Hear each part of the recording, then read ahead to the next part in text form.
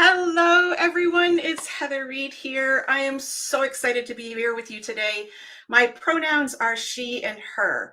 And for those that are using accessibility technology, I'm a 60-year-old white woman sitting in my home office with wall-to-wall bookcases behind me. I'm wearing a navy blue blouse, have ash-colored hair, and I'm wearing my signature red lips and red glasses.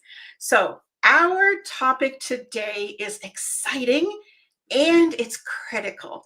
We're talking about contract consequences, being sued. We're going to dive into one of the most daunting challenges event planners can face, and that's getting sued due to contracts and issues with contracts.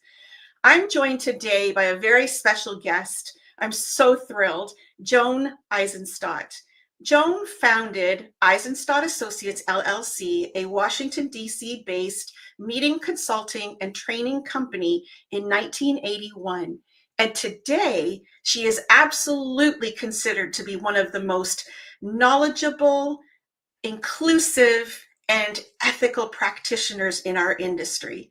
For her work, Joan has been inducted into the Events Industry Council Hall of Leaders, which is our industry's highest honor.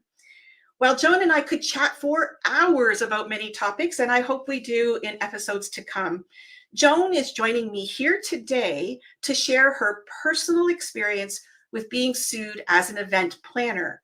We're going to discuss what happened to Joan, how being sued impacted her professional practice, and the crucial lessons that you can take from Joan's own experience to protect yourself in similar situations.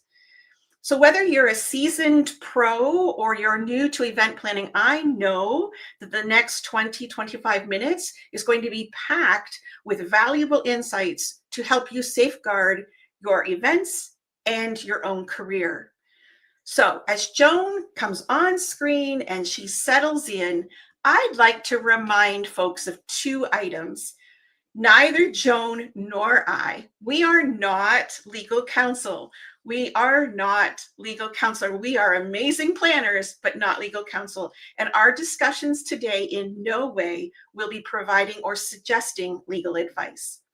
And the second is that we know that you're going to have questions now or during a replay somewhere. So please don't hesitate to put them in the comments wherever you are viewing, and we will do our best to address them today live or in future episodes. So welcome, Joan. Thank you so much for being here today. I'm so excited. How are you today? Heather, it is lovely to be with you. Thank you. And how am I? It's been an interesting week and an interesting few weeks in the United States. I'm basically fine. So interestingly, we did not coordinate our clothing. No. We are both dressed. I'm wearing a navy and white dress with sort of checks, dots. I don't know what to call it. I have on horn rim glasses. I have short white hair that is difficult to do without a very dark background. So behind me, what you will see is my office that is not nearly as lovely as Heather's. My pronouns are she, her, and they. I like using yay. It helps me get used to using it. I asked Heather, I knew she was going to say her age. So I'm a 77-and-a-half-year-old woman with very pale skin of Northern European Jewish background. And I am in Washington, D.C., where I am right downtown in Washington, across, in case you want to come visit, but you probably won't find me, but across from part of the FBI building. So I'm either Cool. very safe or not safe. Well, thank you, Joan. So let's dig into meat and potatoes, because I know that you and I could go on and on, but we want to make sure we're giving value to those that are listening. So you were named in a lawsuit related to an event. Could you set the scene for all of us? So what was your role? What stage of your career were you in? What was the situation that you were coming into? How did it get resolved? Were you found liable? So I know that's a lot, but I want you to be able to paint a picture without me interrupting you as to what the scenario was like for you at the time. Thanks, Heather. And what I hope is that if I miss something and if you think of a question that's relevant, ask me. So as Heather mentioned, I started my company in 1981. I had moved from Dayton, Ohio to Washington, D.C. in 1978. I worked for an association on and off for 3 years, and then decided I wanted to work on my own. I work best on my own. Being an independent planner in 1981 was relatively new. And I met a number of people who me sort of learn more about the industry and understand that. I had met a number of meeting planners, one of whom was leaving her job. And so in 1983, her association decided to hire me to do their meeting, basically all the logistics, because at that time, my business was pure, what I call pure meeting planning, was doing logistics, helping with speakers, overseeing registration, going on site to do meetings. Um, we did there's actually a little bit of a backstory. So I did their 1983 meeting. That the backstory that we'll probably delve into at another time, Heather, but relevant because of it at least built the relationship with the client. On the way to the meeting from the airport, we were in a very bad car accident.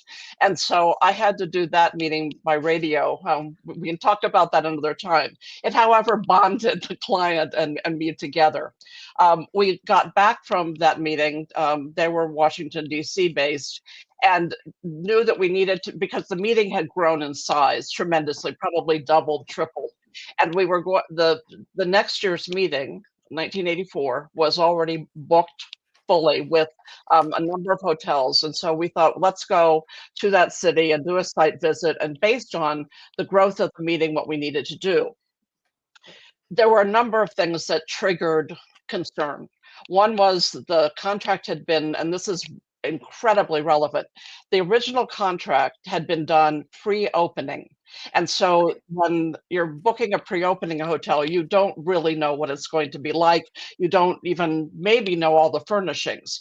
The physical plant was already deteriorating. Then we asked the hotel how they would change a schoolroom set from 1500 to a banquet set in 15 minutes.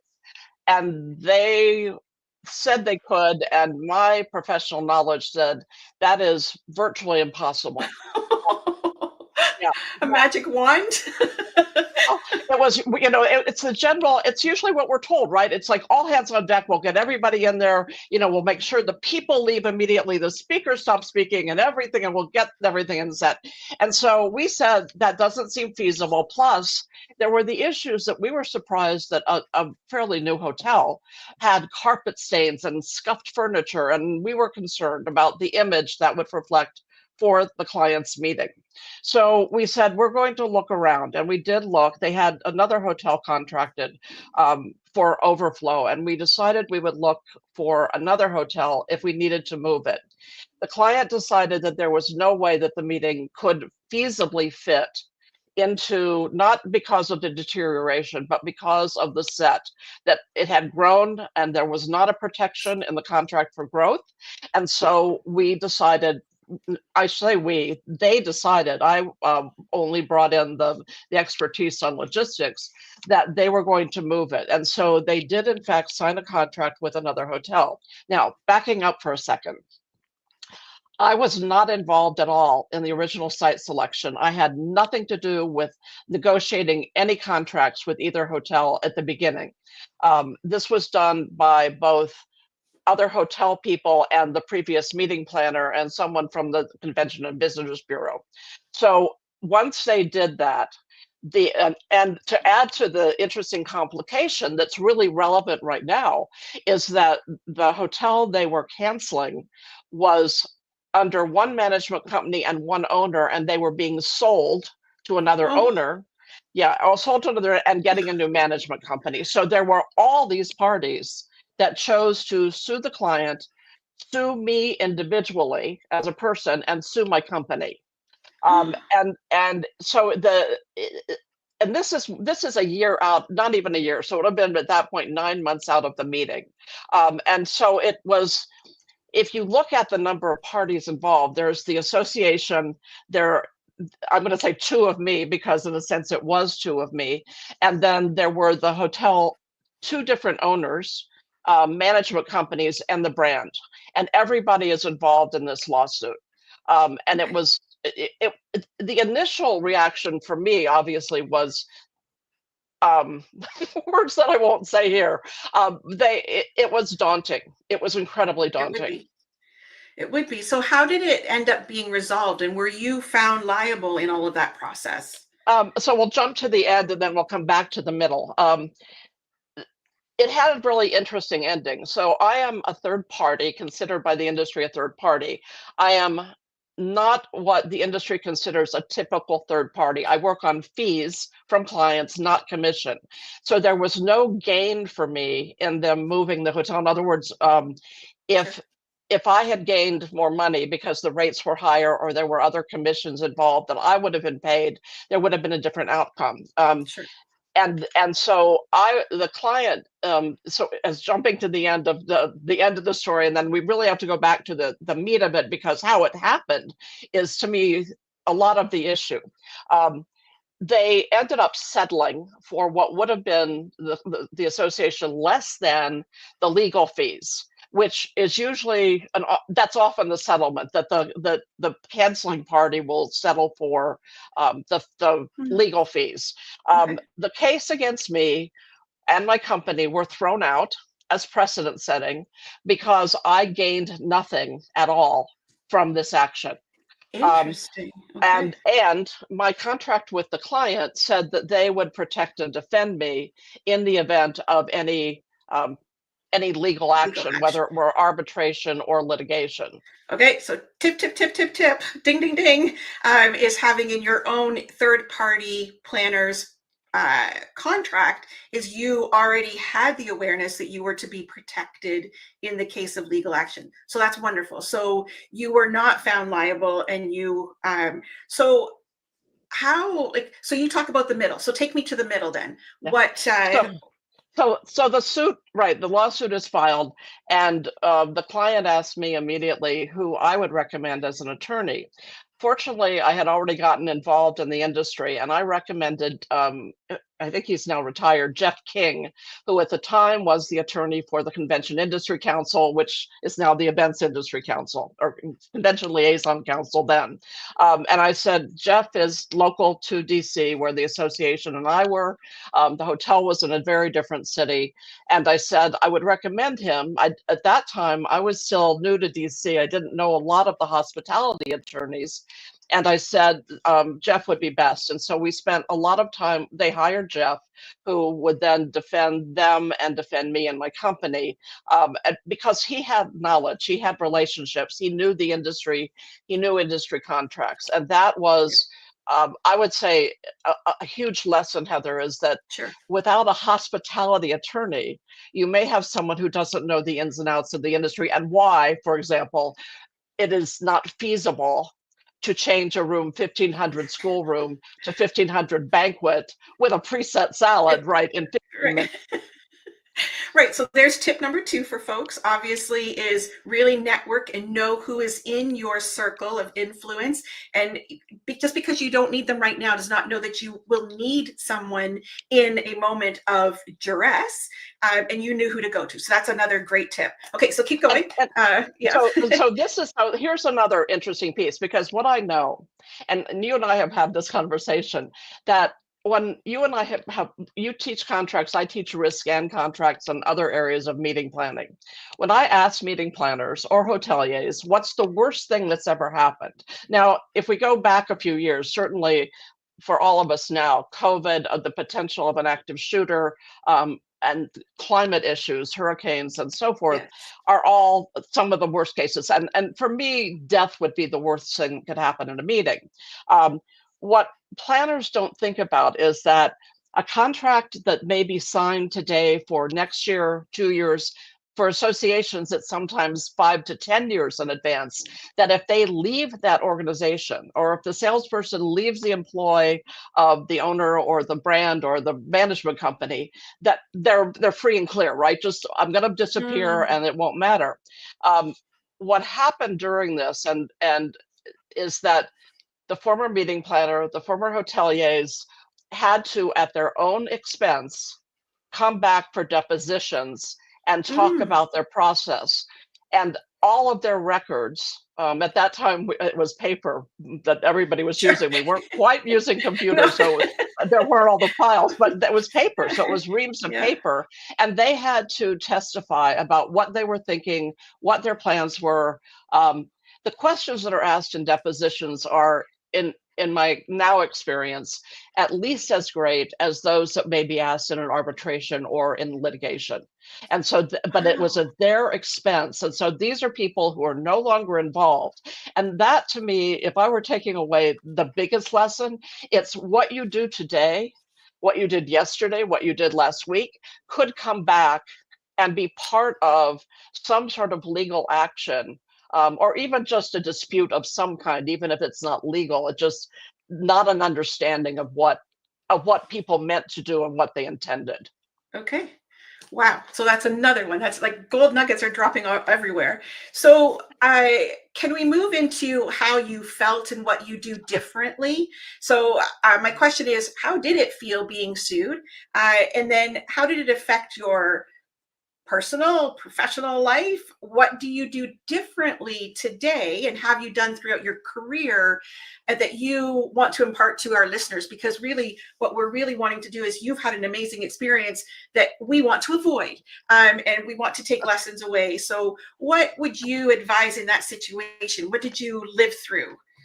Well, I'm laughing because um, it is my belief, and it's my experience with everything I've ever done in this industry or in life, that until you experience something, you don't grow. And so Amen. again, for those who say nothing bad's ever happened, or I don't know of anything bad, and they think that's fine, we grow from errors. I would say that in the beginning, I was terrified because Sure. my company was new. I was still new in Washington, relatively new, and so the fear of what this might cost me financially and what it might cost me reputationally was terrifying. Sure. What calmed me was working with Jeff. When you work with a hospitality attorney who really knows the industry, and I've had great good fortune over many years of doing that with others, that they walk you through and they calm you down, and they're able to explain to you the process, what's going to happen, what you have to provide, um, and everything that happens. I would say that um, and I've said this, I'll say it again, that it is without a doubt, it was the best and the most important professional Mm. experience I have ever had or ever could have. I don't think if that had not happened early on in my own company career, I'd already been in meetings for some years, that I would ever have taken the interest in contracts, in risk management, in any of the issues that have become really the core of not only my business, but the core of my being in this industry and what I want to impart to others.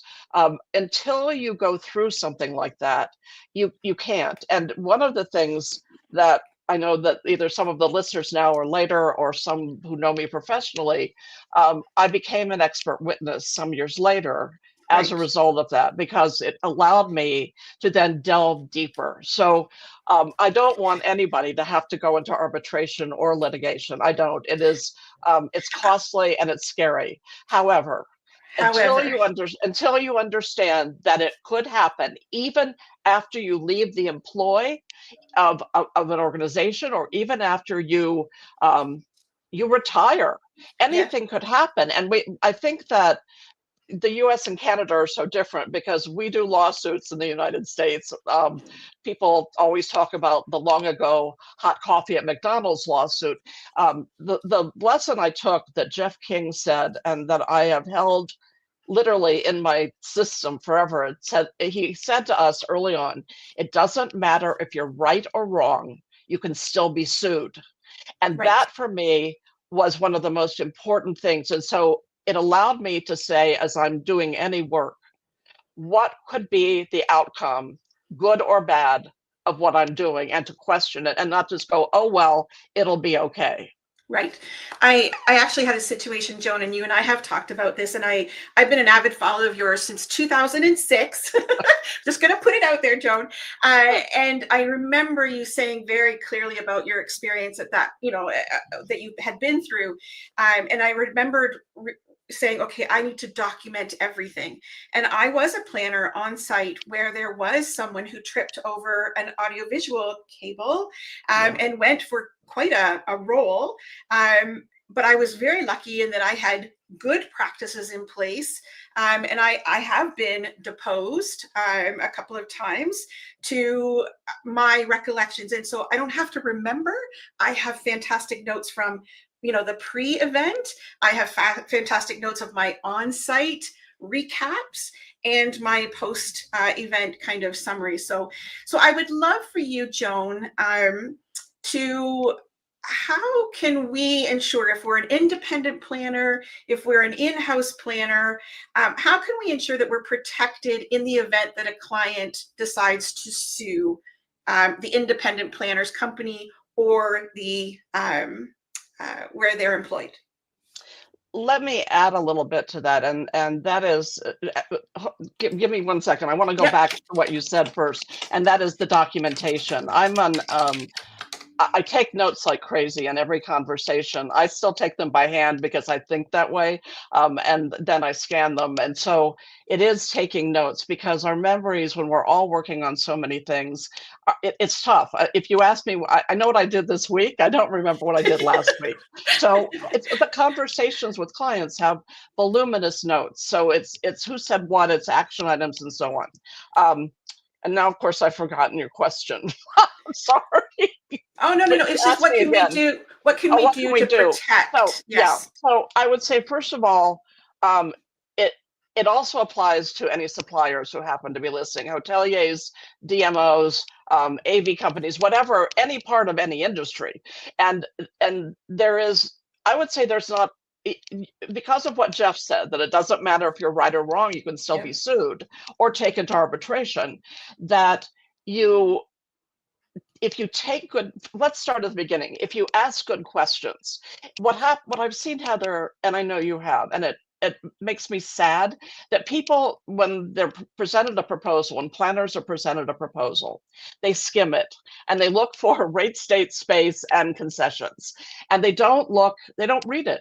They don't thoroughly read it. So the first thing to me is read what you are given as a proposal, that it's considered a contract before you do anything. The second is to understand how you are protected, whether it's Mhm. by your client, your employer, what happens when you leave the employ or the contract ends, and what you will need to do. And then take every note. I think that what we do badly in the industry is that we don't ask good questions. Um, I, I've been a proponent of improvisation training for years, and that is, you learn to listen more closely, and you learn to say, "Tell me more."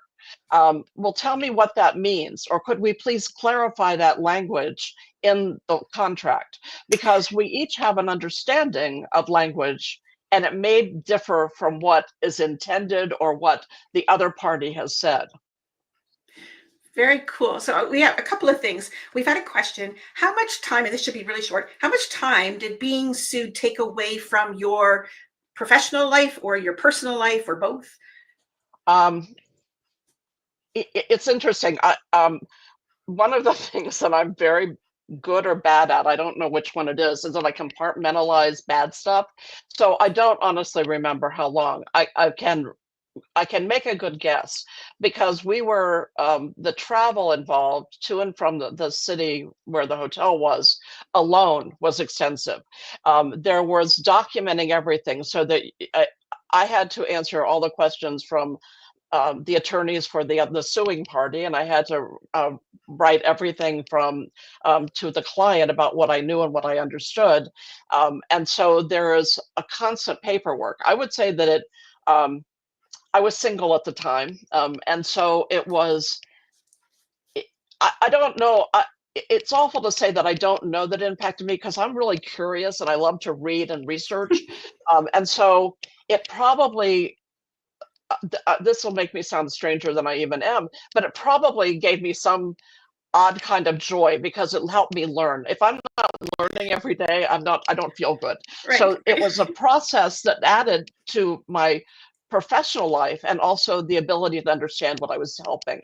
right. I think that again, I go back to having um, at that time, especially having a strong hospitality attorney and a Yeah, good client. Again, you know, we've been through the car accident, and so we are bonded, and they want to protect me as much as I want them protected. And I want the meeting to happen as it should. And so that was a lot of, I think that probably me, an empath, right?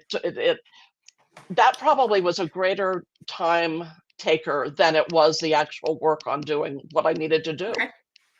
So, if a couple of things I want to go, and where like, you and I could spend all day, every day. I I wish know. we could in real life, but we can't. And I want to be mindful of the time set aside by our listeners. We had a question that was, um, and I'm going to start by answering it briefly and then over to you. But can you share sample contract language to ensure that you are covered under your client if you have legal issues? So I'm going to say to the questioner, we will never, you and I will never give actual language. And I think the one thing is that there isn't a one size fits all. There is never a scenario where boilerplate language is going to suit every single situation. And so as an independent, which you and I have both been for our careers, it's very important that we have protections in our services agreements with our clients. And how do we do that? We invest in legal counsel right up front to draft those service agreements and bringing to them that one of our concerns is being implicated in legal action and we need to be protected. The other thing that you and I had a discussion with one of our certification enrollees, the program enrollees, and she is an employee. And it turned out that she actually really didn't know Right. how she was protected as an employee with the agreements that were being made by her employer with clients. And so I think we left her with saying, I need to go back and do my homework to say, I need to find out, how do you protect me as an individual? How is the company protected? What kinds of documents are being signed between client and agency and employer, or sorry, employee? So, And what will happen if I leave and there is any kind of action, any kind of dispute um, between the signing of whatever agreement between me and the client, between you and the client, between you and the client and the hotel or the convention center or whatever, and I'm gone, or any of us are gone, and who will then be responsible for protection and fees and anything else that may be encountered. And what I think, Heather, what's scary is that I think people have literally no idea of what can happen and how they should even ask that question. So if I were listening to this and it were that long ago, I would say, oh, I need to ask that question and make sure my contracts cover it. So that, and back to the original question, no, we will not. And I find it painful, truly, that when people ask in various of the social media groups for language, that some people will provide it. I will never do that. I heard Jonathan Howe, who is one of your esteemed hospitality lawyers in the United States, say that we as independent planners are broaching the line of being perceived as legal counsel if we do share or suggest language, and that scared the crap out of me. Kind of like your lawsuit, like that was really defining for me when I'm working with clients. So we need to wrap this up because we're at the top of the hour, which is so sad. But I do want you to give 4 or 5 bullet point key pieces of advice for our listeners. If you can bang, bang, bang, bang, bang, give them to us, that would be fantastic, Joan. I'm glad to. So the first thing is, the minute you finish listening to this, go find out how you are protected now and in the future for anything that may occur as a result of a meeting that you negotiated and helped to contract. You didn't even sign it. what will happen to you. The next is read everything carefully, word by word by word. Ask questions. If you don't know the meaning of something and your partner, your supplier partner, or your planner partner, if you're a supplier, doesn't understand it, stop, find out, and clarify. The next thing is to make sure that you talk with a hospitality industry attorney. There is and I'll get the name wrong, it's AHIMA. It's hospitality industry something, and Heather and I are all glad to recommend people to help. And I think the other is no, I'm going to just reiterate. It's read everything. Don't skim.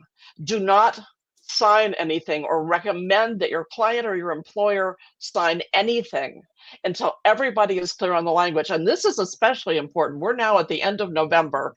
I know this is the first year, and more than I can tell you, that I don't have a stack of contracts that must be signed before Christmas. So it's a time that people are going to rush. Now is the time to take a deep breath and say, until we clarify, we're not going to sign. And yes, you will be told, planners, that you'll lose the deal at the first of the year, and that may be a better risk to take than to sign something over which there may be a dispute and you're involved. Thank you, Joan. Thanks, I tell Heather. you, and I have the privilege of connecting almost virtually every day because of our work together right now. But I just am honored that you took some time today to share lessons learned, because you have lived experience. And I think the world learns through people being willing to share lived experience. And it's not just out in the world, it's in our own industry. And so sharing your lived experience of being sued, I hope is a pause for people. It certainly has shaped my professional work and how I've tried to CYA, cover your ass, right? We all want to do that, but really in being careful. So anyways, thank you so much, Joan. I'm just going to wrap this up because you're going to be back in future episodes, I know, because we have so much to talk about. So Thank for you, our Heather, listeners, so much. thank you, Joan. Thank you so much for being here with us. I am just so honored that you would spend 30 minutes with us. We're going to be back on December 18th at 2:30 p.m. Eastern live, and I'm going to be going solo talking about hidden fees and why I don't believe there is such a thing as hidden fees. So with that, please take care, folks. I know it's the American Thanksgiving coming up. It's holiday season. And as Joan said, read, read, read. Be careful, take your time, and happy contracting, folks. Bye for now.